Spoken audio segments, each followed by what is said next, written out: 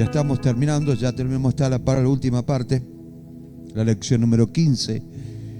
Y de hecho que esto te va a servir para que vos puedas afianzarte más en la fe. Una de las cosas que más se destacan en la Biblia, en el Nuevo Testamento, son las cartas paulinas, por el gran contenido que tienen en forma teológica. De hecho que tiene teología, escatología. También se incluye la filosofía y la psicología también. Todo esto lo van a encontrar en las 14 cartas de Pablo. Y obviamente, esto solamente es una parte donde vamos a estar incurriendo cada vez más. Y ya para la semana que viene, si Dios permite, vamos a mostrar con una introducción sobre la segunda carta de los Corintios. Obviamente que la segunda carta de los Corintios va a ser un poco más resumida, pero igualmente de importante para nuestras vidas. Primera de Corintios, capítulo 16, versículos 1 y 2, dice así la palabra de Dios: en cuanto a la ofrenda para los santos, haced vosotros también de la manera que ordené a la iglesia de Galacia. Cada primer día de la semana, o sea, el día domingo en el calendario gregoriano y el día sábado en el calendario hebreo,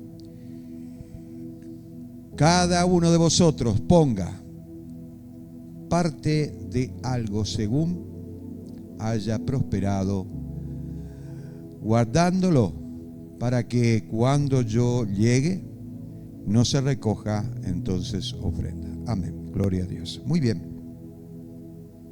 Hoy quiero hacer una exposición bíblica. ¿Qué es una exposición bíblica? Una exposición bíblica es no solamente ver la historia, el por qué se escribe, sino ver los pensamientos de cada versículo bíblico, exponiéndolo de tal manera que se pueda entender el capítulo o los textos que estamos leyendo. Entonces, hacer una exposición bíblica es completamente diferente a hacer un sermón bíblico. ¿Ok?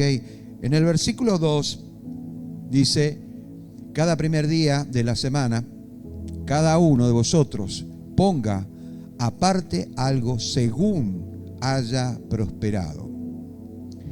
Guardalo para que cuando yo llegue no se recoja ofrenda. Muy bien. Jesús nos llama a ser generosos.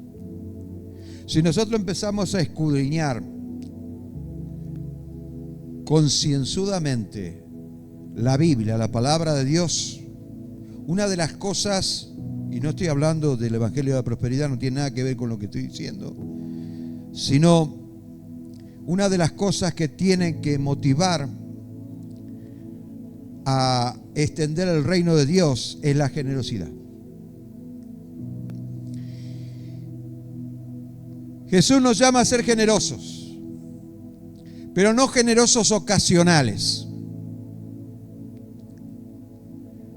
Cuando acá dice que guarden los primeros días, no se refiere a que ese día que viene Pablo a predicar o a enseñar la palabra no se esté levantando ofrenda, sino que estas eran las ofrendas que se mandaban a Jerusalén. Los hermanos en Jerusalén estaban pasando por una necesidad tan grande, tan espantosa, que era algo terrible. Muchas personas le cerraban las puertas a los cristianos. No podían comprar, no podían vender. Estaban pasando por momentos difíciles. Muchos retrocedían de la fe. Algunos renunciaban a Cristo y volvían de vuelta a sus sinagogas. Muchos judíos que se habían convertido tenían un cristianismo light. Estaban bien con los sacerdotes, los rabinos, pero también con los cristianos. Escondían lo que realmente eran delante de los ojos de los demás. Esto es lo que le pasó a Pedro. Por eso que tuvo una agarrada con Pablo.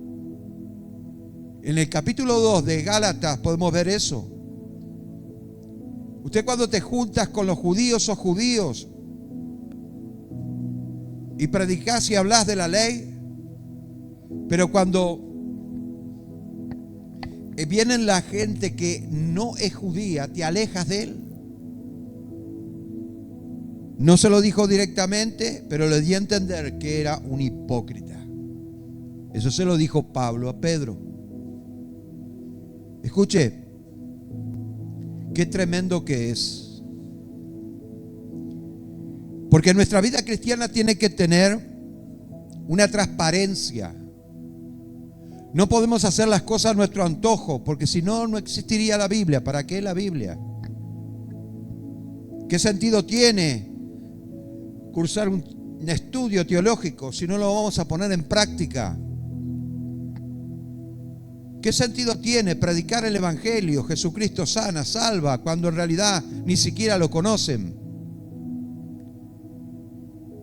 Nos llama a ser generosos porque de repente es una de las cosas, ¿no es cierto?, que tenemos que poner en práctica, porque sabemos que es el área donde el enemigo siempre ataca, porque él no quiere que vos inviertas en las misiones, en aquellos que están predicando el Evangelio, en lugares tan difíciles, donde te pueden matar por causa de que seas cristiano, donde te ven con una Biblia en la mano, es ocasión de ir preso.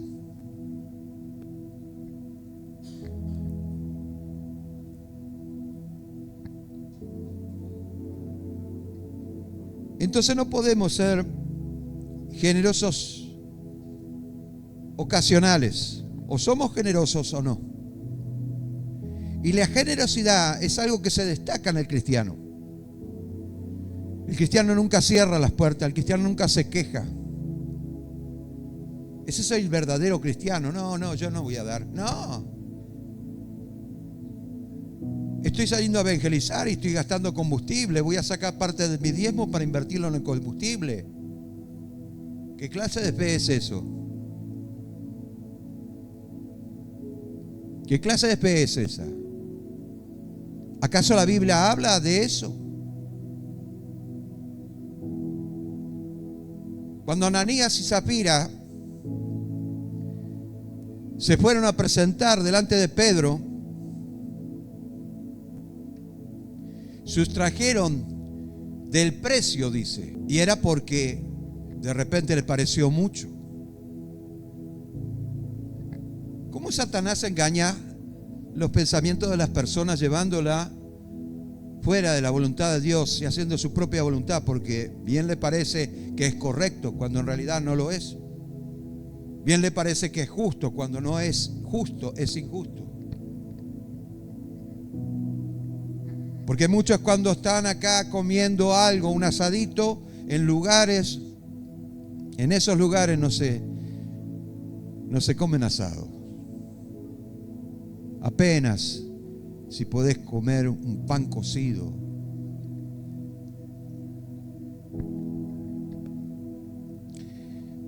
Miren lo que dice la Biblia en Lucas capítulo 16, versículo 10 y 11. Vamos a estar leyendo hasta el 12 en adelante. El que es fiel en lo muy poco, también en lo más es fiel. El que en lo muy poco es injusto, también en lo más es injusto. Pues si en las riquezas injustas fuisteis fieles, no fuisteis fieles, ¿quién confiará lo verdadero? En términos espirituales,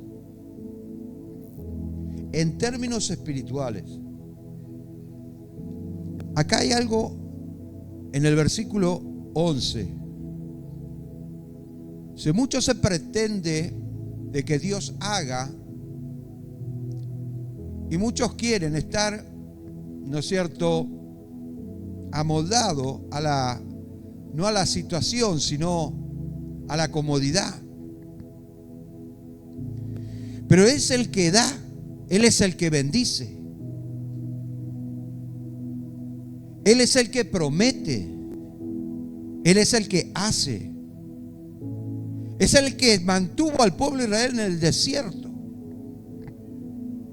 es que levantó gobiernos, ¿no es cierto?, en la cual manifestaron la gloria de Dios acá en la tierra.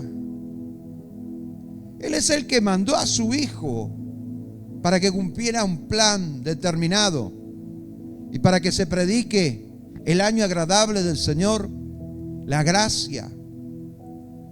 Y cuando entendemos esto, acá hay signo de interrogación. ¿Quién os confiará lo verdadero?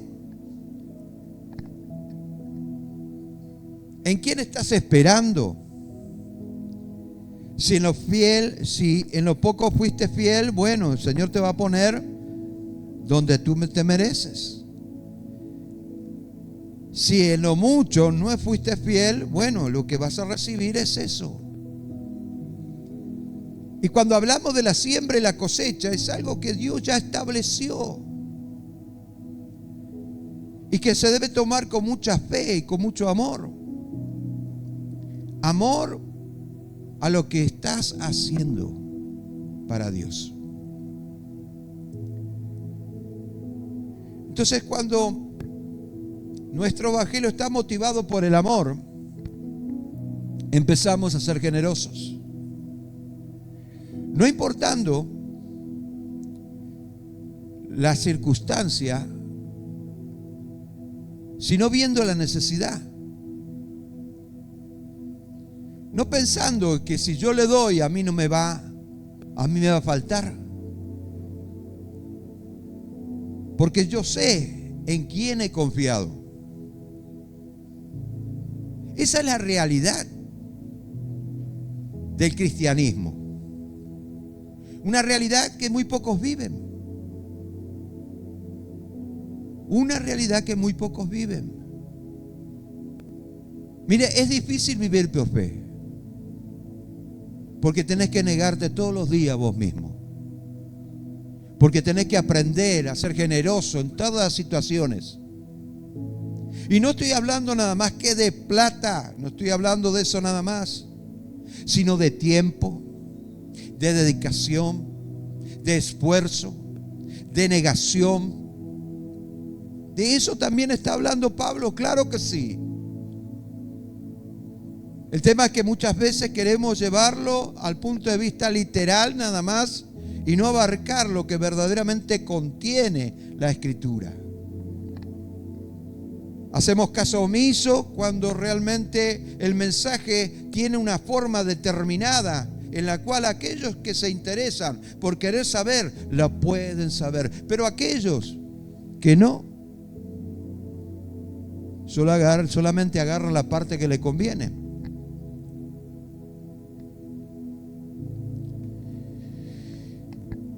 Muy bien. Dios quiere generosidad.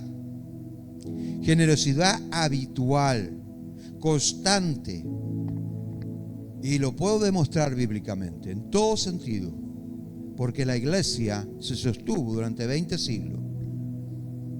No tuvo que cobrar nada, pero tuvo que enseñar. Para que las demás personas tomaran la decisión de decir, bueno, yo voy a hacer esto por la fe, porque Dios hizo muchas cosas por mí. Y en agradecimiento, yo abro mi corazón y soy generoso no porque quiero hacerme ver.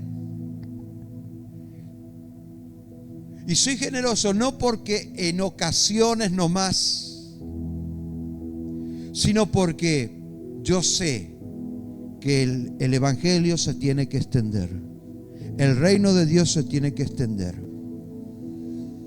Y si desconfiamos porque decimos, no, esto, como dicen muchos, se pone el pastor en el bolsillo. Cuando en realidad no es así como funciona. Por eso dije, es difícil vivir por fe.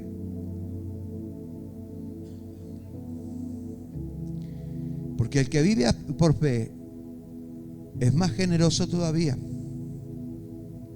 Es el que más da.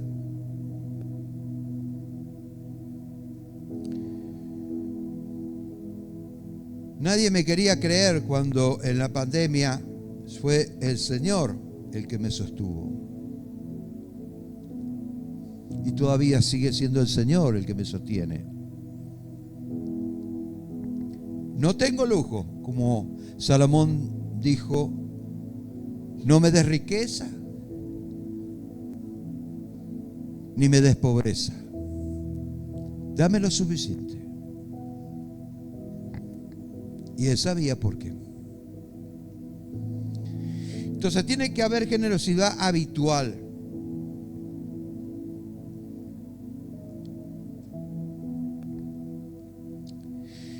Un pasaje bíblico que muchas veces se malinterpreta es 2 Corintios capítulo 9, versículo 7 en adelante. Dice: cada uno dé como propuso en su corazón, no con tristeza ni por necesidad, porque Dios ama al dador alegre.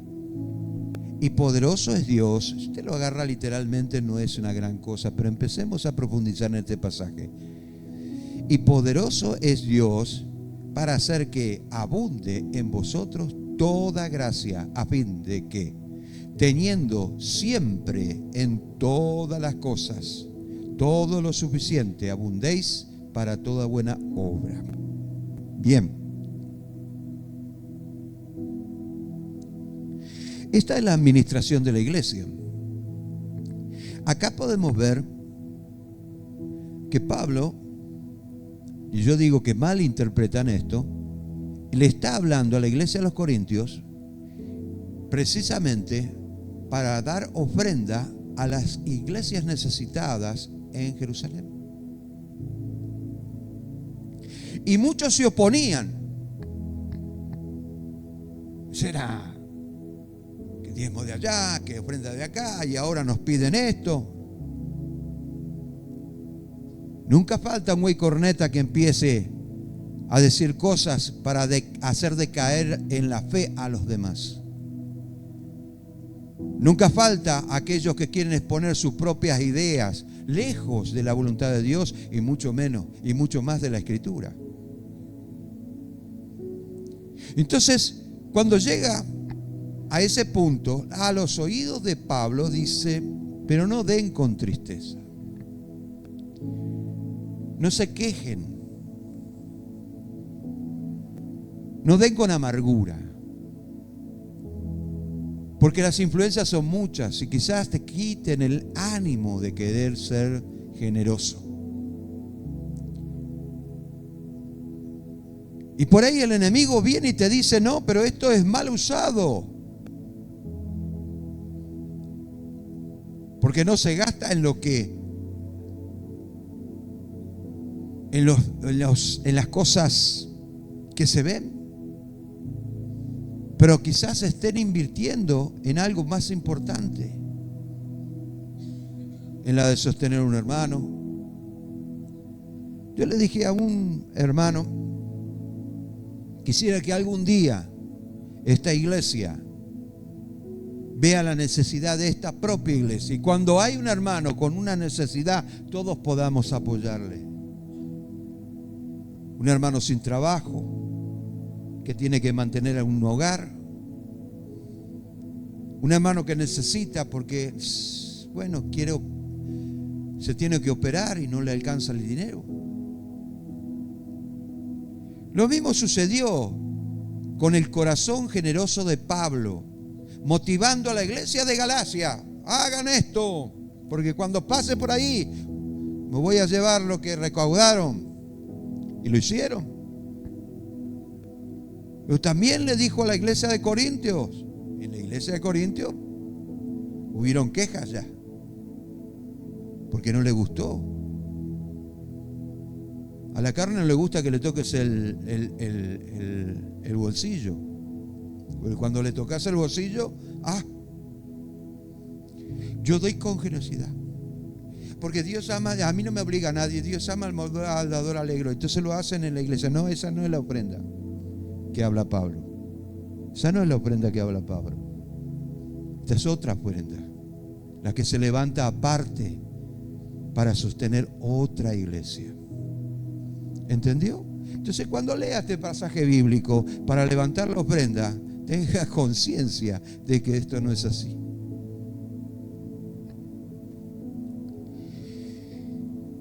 Como está escrito, escuche bien, repartió,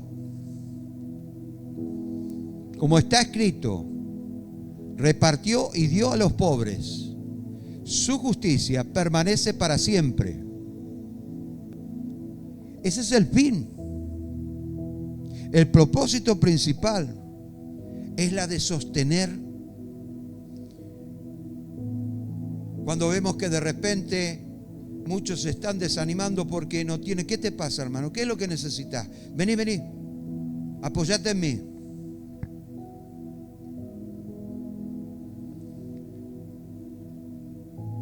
¿Cuántos fueron al hospital? ¿Cuántos fueron a la plaza? No, hoy me voy a quedar en casa.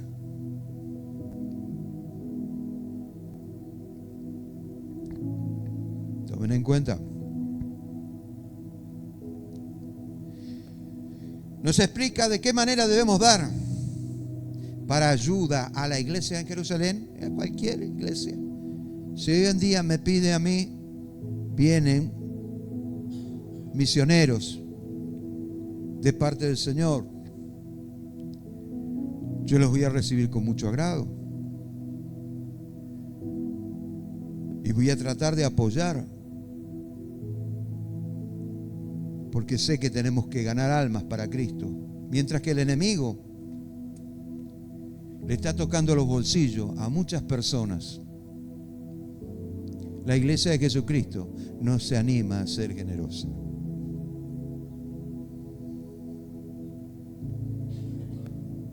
Porque cuando entran en un boliche bailable, se gastan la mitad de su sueldo, mientras que la iglesia le pide nada más que el 10%.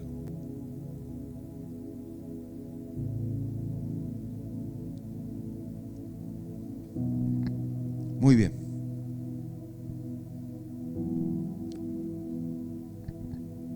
Versículo 10.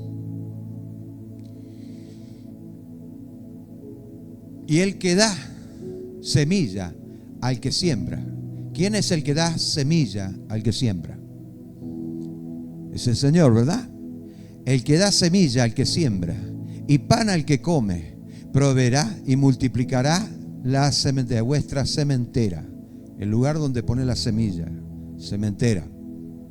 Y aumentará el fruto de vuestra justicia, para que estéis enriquecidos en todo para toda liberalidad, la cual produce por medio de nosotros acción de gracia a Dios.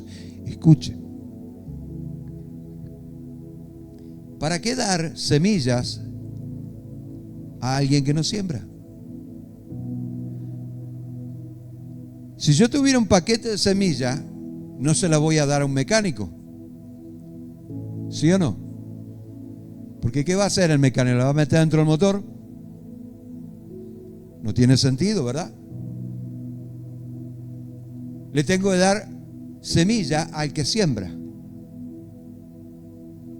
Viéndola desde el punto de vista espiritual, somos todos los que sembramos. De alguna manera estamos sembrando. Algunos predican la palabra, otros dan para las misiones, otros generosamente le dan un plato de comida a alguien que necesita. De alguna otra manera sembramos, pero Él da semilla al que siembra. Pero al que no siembra, ¿para qué darle semilla? Inclusive, aquellas personas no tienen interés de sembrar y mucho menos de recibir semilla. La semilla, la palabra de Dios, tiene que ser sembrada. Y a muchos les cuesta leer la palabra. Por eso es que es más fácil agarrar una app, ¿no es cierto?, en el teléfono, de pasajes bíblicos lindos y empezar a leer todos los días. Todos los días leo la Biblia. ¿Ah? Pero no conoce nada.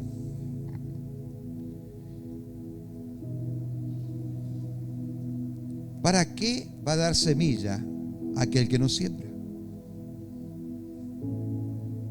Y cuando Jesús, antes de subir,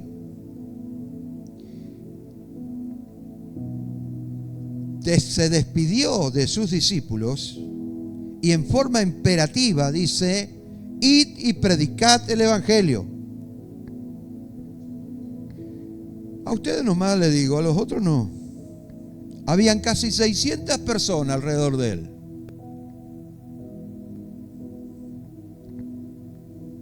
Y les dijo: vayan y prediquen el evangelio. El que creyere y fuere bautizado te será salvo.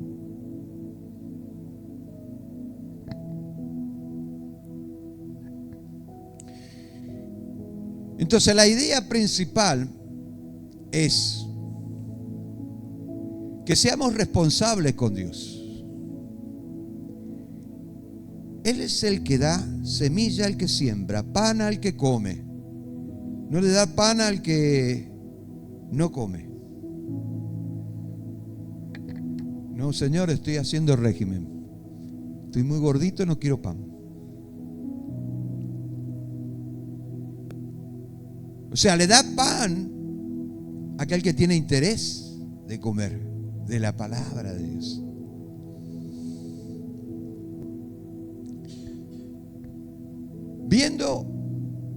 Viéndolo desde el punto de vista espiritual, le habla a una iglesia en la cual era muy conflictiva. Momentos antes, la carta, la primera y la segunda carta, más la segunda carta, eran recopilaciones de otras cartas. Él mandó 4 cartas. No es que escribió la primera y segunda carta a los Corintios, él mandó mucho más para dar a entender los propósitos de Dios.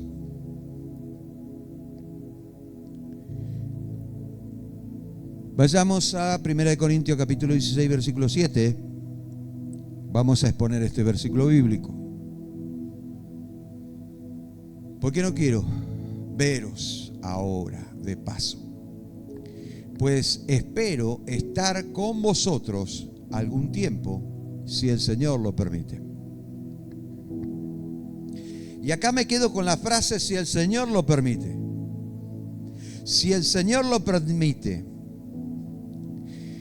Siempre deberíamos hablar de esta manera cuando hacemos nuestros planes, cuando tenemos nuestras metas. Debemos decir: Dios mediante, si Dios quiere. Esta es la palabra que tiene que tener en la boca el cristiano, dependiendo de Dios en todo lo que él hace. Uno de los salmos que nos enseña esto, en el Salmo 143, versículo 10, enséñame a hacer tu voluntad, porque tú eres mi Dios, tu buen espíritu me guíe a tierra de rectitud. Y cuando habla de hacer la voluntad de Dios, está hablando del interés que nosotros tenemos. En otro texto bíblico, en la Biblia de las Américas, dicen tierras planas, dándonos a entender de que la fe ve más allá.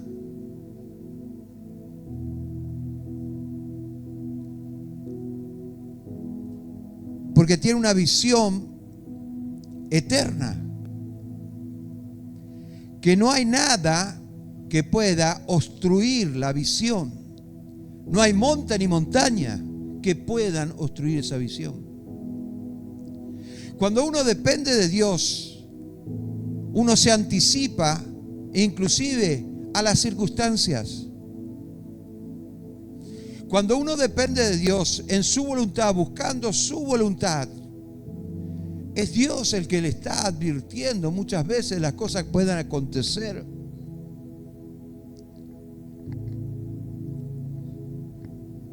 Buscar la voluntad de Dios es una parte vital para el cristiano. Es siempre darle la delantera a Dios. Esto nos ayuda a anticiparnos a los acontecimientos. Eso es buscar la voluntad de Dios. 1 Corintios capítulo 16, versículos 14. Dije que iba a exponer los versículos que más se destacan. Todas vuestras cosas sean hechas con amor. Amor no es consentir a nadie. Si uno verdaderamente tiene amor, va a decir la verdad como es, sin disfraz.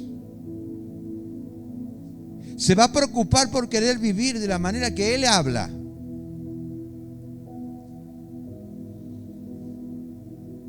Se va a preocupar por aquella alma que se va a ir al infierno si no le predica el Evangelio. Y no es consentir a las personas. No es hacerse amigo. Yo conocí un pastor que está en Itacrí. Y nos fuimos a Asunción. Pasó por acá.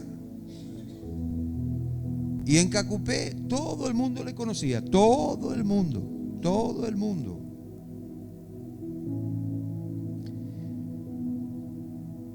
Pero todo el mundo, ninguno aceptó a Cristo en su corazón. Él se hizo amigo de todo el mundo.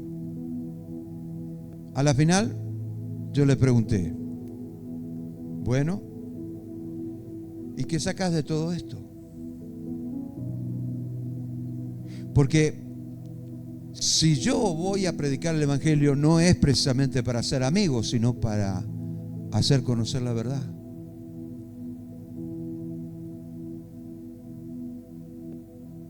Hay una gran diferencia entre ser amigo y tener el deseo de que esa persona reciba lo que vos tenés en tu corazón.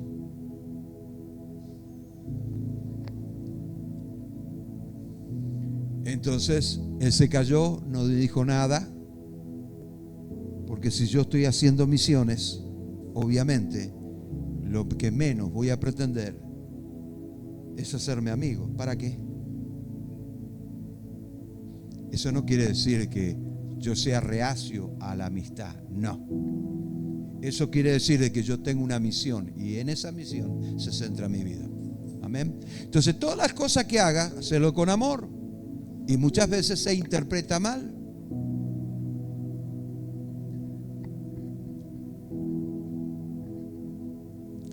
¿Es posible que sirvamos a Dios sin amor? Claro que sí. En la iglesia de Corintios muchos servían sin amor. Lo hacían por costumbre, lo hacían para justificarse, pero no había amor en ellos. Es por eso que escribe el capítulo 13 de Primera de Corintios, hablando de lo que es el amor.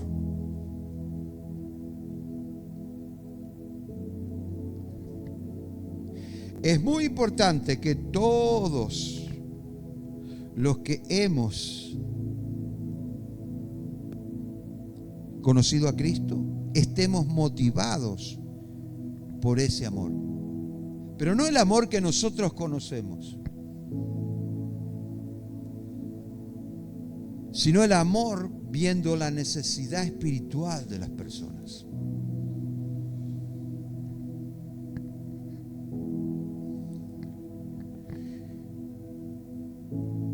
Es por eso que Jesús le dice lo siguiente a sus discípulos: esto os mando, que os améis unos a otros.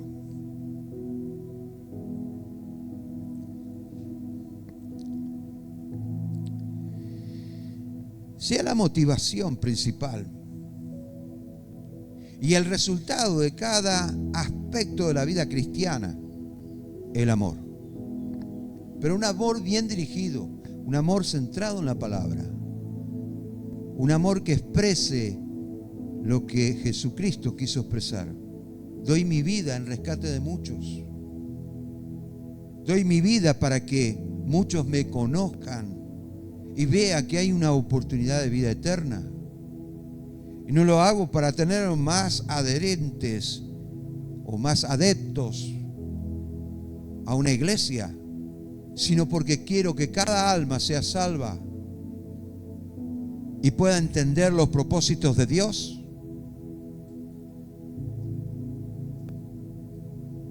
Acá ese es el factor preponderante. Ese es, digamos, el centro mismo del Evangelio.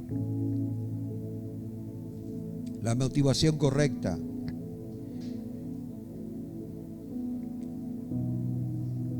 Segunda de Crónicas 31:21.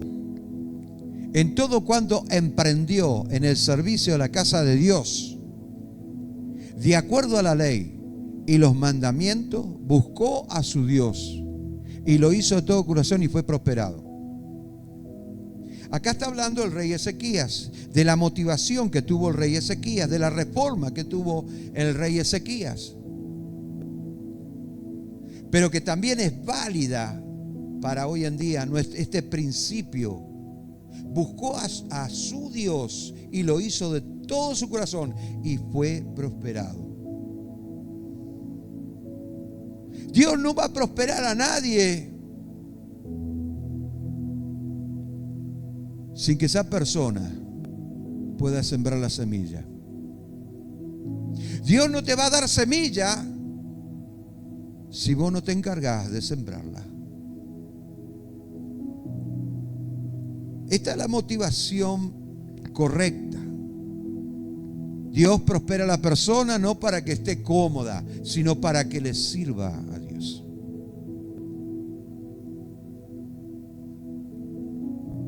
Esa es la motivación correcta.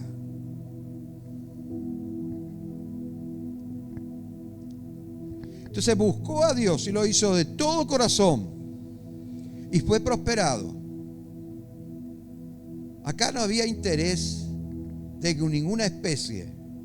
El amor de Dios había conquistado su corazón de tal manera que él podía ver, podía ser empático dentro del campo de la voluntad de Dios y miraba con amor los propósitos de Dios para con la otra persona. Es bien diferente, ¿verdad? Y no era para justificarse, no era para demostrar nada, sino porque el interés principal era hacer la voluntad de Dios y expresar el amor de Cristo. Primera de Corintios capítulo 16, versículo 15 al 18. Hermanos, ya sabéis que la familia de Estéfanas es la primera de Acaya, las primicias de Acaya, y que ellos se han dedicado al servicio de los santos. Os ruego que os sujetéis a personas como ellos y que todos los que ayuden y trabajen, me regocijo. Versículo 17. Estamos bien, sí. Me regocijo con la venida de Estéfanas, de Fortunato y de Acaico, pues ellos han suplido vuestros ausencia. Se encargaron de cosas que otros se tenían que encargar. Porque conforme a mi espíritu y vuestra reconoced y el vuestro, reconoced pues a tales personas. El apóstol Pablo exalta a la familia que fueron las primicias de Acaya.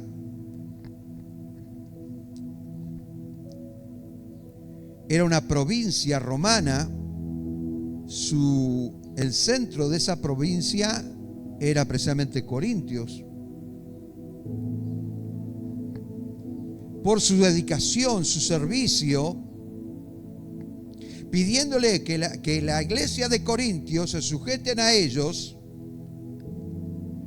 a estos servidores, diáconos, eso significa servidor. También celebraba la llegada de Estéfanas, Fortunato y Acaico, porque él sabía que en ellos podía confiar.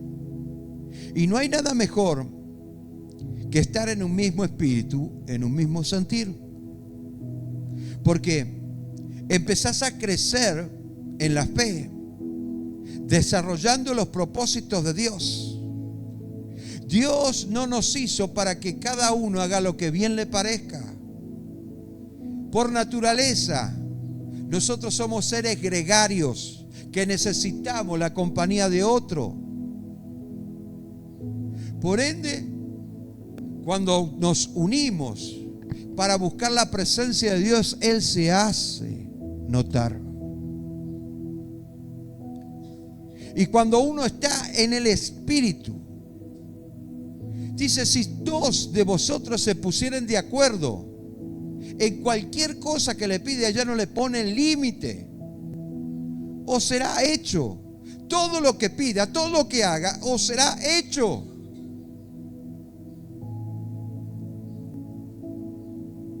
Pero ¿cuántos son los que pueden entender esto?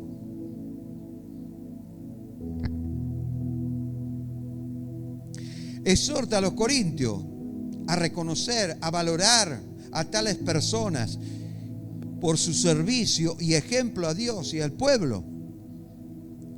El respeto no se exige, sino se gana con ejemplo, con testimonio diario de servir al Señor. Otro pasaje bíblico mal interpretado muchas veces, dice Primera de Timoteo capítulo 5 versículo 10, que tenga testimonios de buenas obras. Si ha criado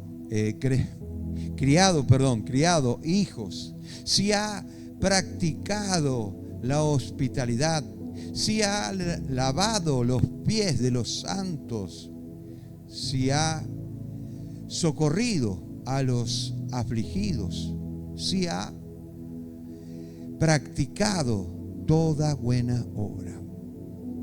Entonces, ponemos en práctica lo que la palabra de Dios nos enseña. Ahora, yo no te estoy a pedir que le lave los pies a tu hermano. Está hablando en una época donde, ¿no es cierto?, era un trabajo para los esclavos. Y cuando esa persona pasaba por esos lugares, se llenaba de polvo, lugares muy, muy calientes. Entonces lo recibía un esclavo, le ungía la cabeza con aceite, lo hacía sentar, lavaba los pies y después entraba en la casa. Esa era la costumbre de Medio Oriente. Y esto nos habla precisamente de ser personas humildes, que no se cree más que la otra persona. De buen testimonio, porque el testimonio da más, es la predicación más grande que pueda tener una persona. Es lo que golpea más a la persona cuando te ve y dice, pero ¿cómo quisiera ser igual que él? ¿O cómo quisiera tener lo que él tiene? El amor se manifiesta a través de las obras. Ya estamos terminando. Primera de Corintios capítulo 16 versículo 22 al 24. El que no ama al Señor Jesucristo sea anatema. El Señor viene. Maranata. Eso significa: la gracia del Señor Jesucristo esté con vosotros. Mi amor en Cristo Jesús esté con vosotros todos los días, todos vosotros. Amén.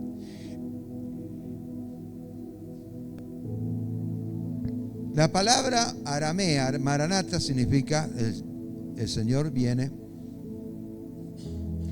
En contraste a la palabra anatema, escuche y aprenda, maldito. Anatema se le decía a las personas que eran excomulgadas, que ya no tenían comunión con la iglesia. Mientras que la palabra Maranata significaba o reflejaba el deseo del regreso del Señor Jesús por la iglesia y las luchas que atravesaban la iglesia. Era el ánimo por el cual, ¿no es cierto?, los cristianos de aquel entonces, ¿no es cierto?, se decían uno al otro: el Señor viene pronto, no te preocupes, esto va a terminar. Maranata. Pablo utiliza la palabra anatemas, maldito, para advertir y reprender a los falsos maestros y aquellos que en la iglesia no amaban verdaderamente a Cristo. Y por lo tanto, negaban su doctrina y su amor. Y es a través de estas luchas que Pablo expresaba la esperanza de la venida de Cristo. Ellos esperaban a Cristo como si fuera que iban a venir en ese mismo instante. Por eso es que el Señor manda el último de los escritos, la última revelación, el Apocalipsis, para hacer entender a las generaciones futuras el propósito de Dios. Y el Apocalipsis no se entendía como lo entendemos ahora, porque cada vez que vamos acercándonos a los acontecimientos, va dilucidando nuestra mente, se va abriendo nuestra mente. Esto es lo que quería decir.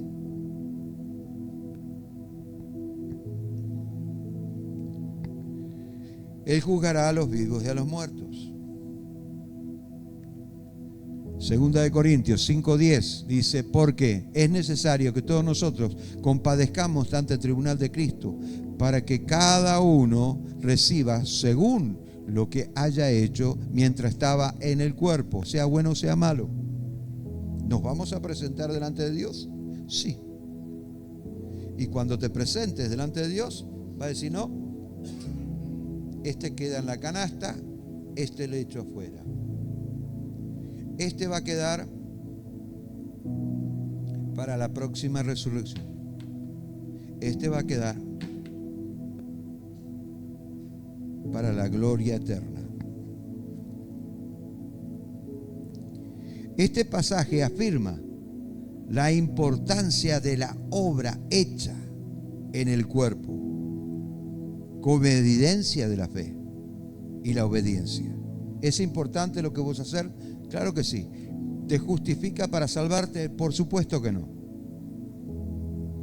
Pero tiene que ser algo que se desarrolle en vos.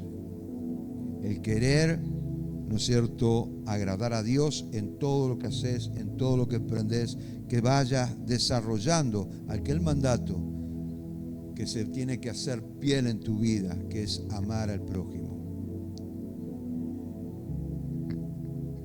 Instando a los creyentes a vivir una vida con una perspectiva eterna y un enfoque o enfocarse en la prioridad espiritual antes que la temporal o material. Entonces, mis queridos, acá terminamos con la primera carta a los Corintios.